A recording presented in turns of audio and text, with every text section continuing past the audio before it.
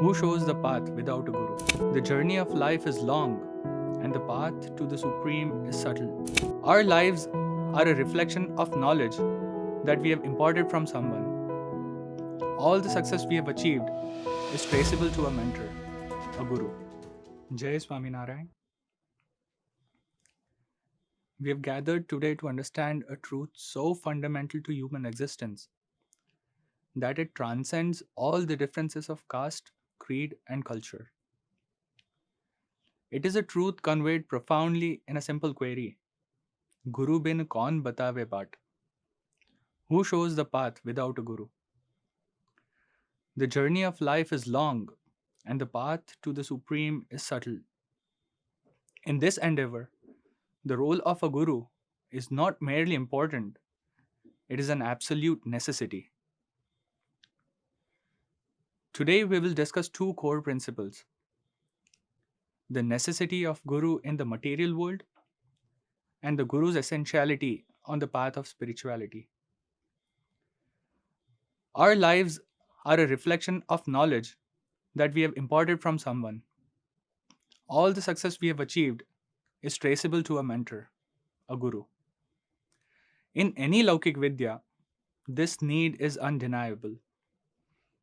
Our parents who teach us to speak are our first gurus. Our school teachers who impart us knowledge are our academic gurus. Our coaches who help us master a skill are also our gurus in the respective fields. Hence, every skill, talent, or art we learn is learned from a guru.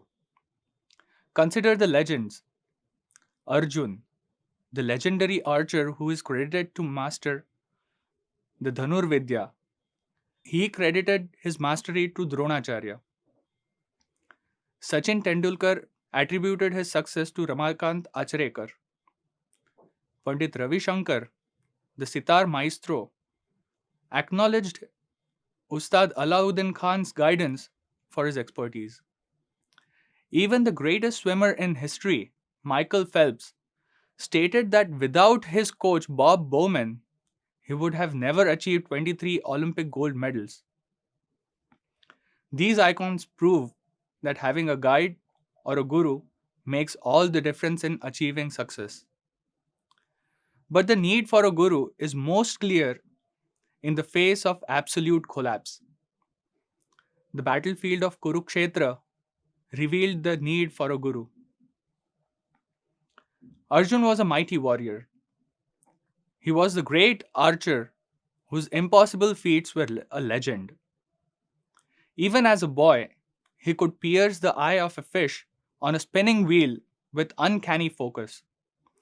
He was the one who had single handedly defeated the top notch warriors of the Kauravas in the Battle of Virat. Yet, on the day the Mahabharata started, the great hero trembled. His limbs failed. He was sinking in despair. Arjun was reduced to tears. He stated that he is in agony. He started acting like a coward. This tragic reversal was caused by a powerful force called as delusion, that is moha. This delusion had defeated his mind. It raised the fear of sin. It pushed him into confusion over what was right and wrong. Arjun's state was one of tragic irony. He was like a poor farmer toiling in this field, but unaware of the golden treasure that was buried in his own land. Arjun possessed the inner wealth of courage, but it was hidden by this binding inner confusion. Arjun realized that his own strength could not save him. He realized that only recourse was to abandon his pride and take refuge in a guru. He turned to Bhagwan Krishna. His voice was firm in his resolve. He laid his heart bare before the Supreme. He confessed that his heroic nature was paralyzed. His consciousness was bewildered.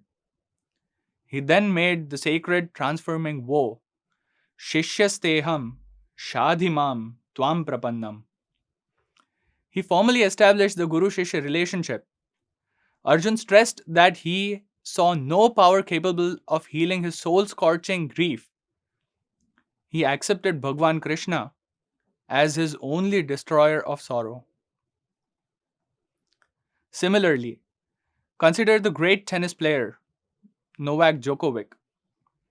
Around 2013 and 14, Djokovic was already a brilliant player, but he struggled greatly in big matches. He was constantly stressed and under pressure. He was known for having mental and physical breakdowns. His training and effort was rigorous, but his mind was not stable. He had all the effort, but he lacked the right direction. In late 2013, he brought in the legendary tennis champion Boris Becker as his coach. Becker's guidance was simple. He taught Djokovic a new level of mental toughness and encouraged a more aggressive approach to his game. This guidance was the missing piece. Following Becker's new direction, Djokovic became virtually unbeatable. The stress and doubt were gone. He transformed into an ice man. In just 2 years, with Becker, he won 6 Grand Slam titles and also achieved what is called as a known slam. The right mentor provided the necessary framework to stabilize his mind and unlock the ultimate potential. If a guru is essential for success in the transient world, how much more vital must be the spiritual guru be for achieving the ultimate goal of attaining moksha? Aksharbrahman Swami has said, there are many types of knowledges, but out of them, the one worth learning is Brahma Vidya. Only it has the real merit, and in the end, there is no alternative but to learn it. But the jeev does not tread that path. In the Srimad Bhagavad Gita, Bhagwan Krishna elevates this knowledge, declaring Adhyatma Vidya Vidyanam, meaning, amongst all the knowledges, I am Adhyatma Vidya. The Mundaka Upanishad defines it as Yenaksharam Purusham Veda Satyam Provacha Tam Tattvato Brahma Vidyam. That by which Akshar Brahma and Purushottam are truly understood is called Brahma Vidya. The scriptures are absolute that this highest knowledge cannot be gained by mere study or from an ordinary teacher. It requires the specialized guidance of a God-realized soul. The Mundaka Upanishad clearly states that tad vignanartham sa gurum eva abhigachet samit panihi shrotriyam brahma nishtham. To realize Brahma Vidya, the speaker must approach a guru who is learned in scriptures, shrotriyam, and himself is Brahma, Akshar Brahma, and who possesses stability in Parabrahma, Nishtham. The Bhagavad Gita also reveals the practical method, the 3 non-negotiable steps a disciple must take to receive this Brahma Vidya. Tad vidhi pranipatena pariprashnena sevaya upadekshanti te gnanam gnaninas tattvadarshinaha. The Guru who is learned in scriptures, Gnani, and is a direct perceiver of the Supreme, Tattvadarshi. The very essence of Brahma Swarup Guru will then impart the knowledge. Without such a Guru, walking the spiritual path is like trying to walk a maze without a map. This happened many years ago. A sannyasi named Satyanand Baba wrote a letter to Pramukh Swami Maharaj. In that letter, he detailed his spiritual penances. First, he lived in Gaumukh for 10 years. He took a bath in the freezing waters years around. Secondly, he read Dongreji Maharaj's Srimad Bhagavad commentary 70 times. The volume of this commentary is much thicker than that of the Vachanamrut. Third, he chanted the mantra Om Shri Krishnaya Namah 1 lakh times a day. This required immense faith. For doing this, he had to complete 1000 maras. That means that he would have to sit for at least 10 hours every day, even at a fast routine speed. Then only he could complete 1 lakh mantras a day. He had renounced his home at the age of 36 and was then 56 years old. Despite performing these intense penances, he still harbored a fear in his mind. He wondered if he would ever attain God. He worried that he might pass away before realizing Him. Even after such immense devotion, he was still left with deep emptiness. It is important to recognize that his sadhana was highly commendable and not wrong in itself.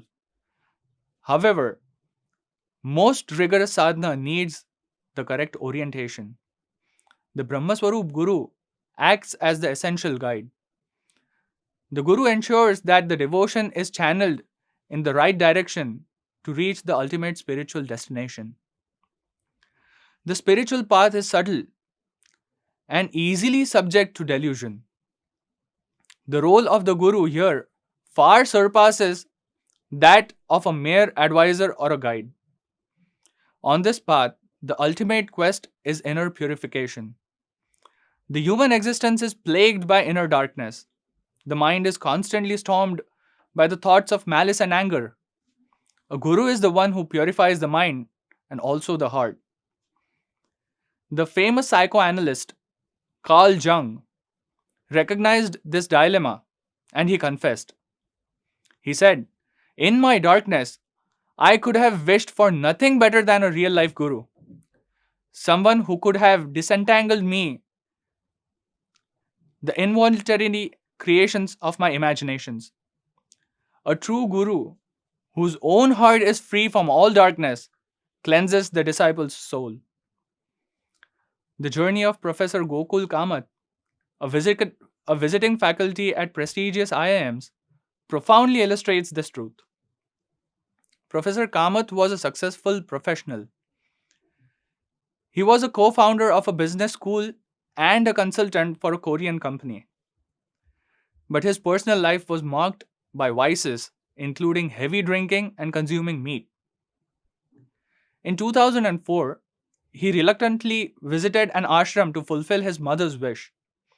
There, a brief meeting with his first guru, Swami Virajeshwara, a former research scientist at IBM with a PhD from Rutgers. This meeting miraculously freed him from the alcohol and the meat addictions.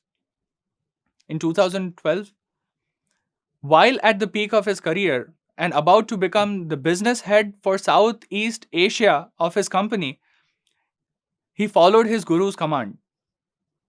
He quit his brilliant job. His guru initially asked him to spend 2.5 months just pulling weeds and cleaning the ashram. Only then was he allowed to study the Upanishads. However, in 2014, his guru passed away. Professor Kamath was devastated. He visited many revered sages across India, but found his mind restless and unsettled. His spiritual progress stalled, and he was consumed by a great fear that I might waste my life. He felt completely lost without a living guru. In 2018, he was advised to meet Param Pujya Mahant Swami Maharaj. He went to Godhra with very little hope.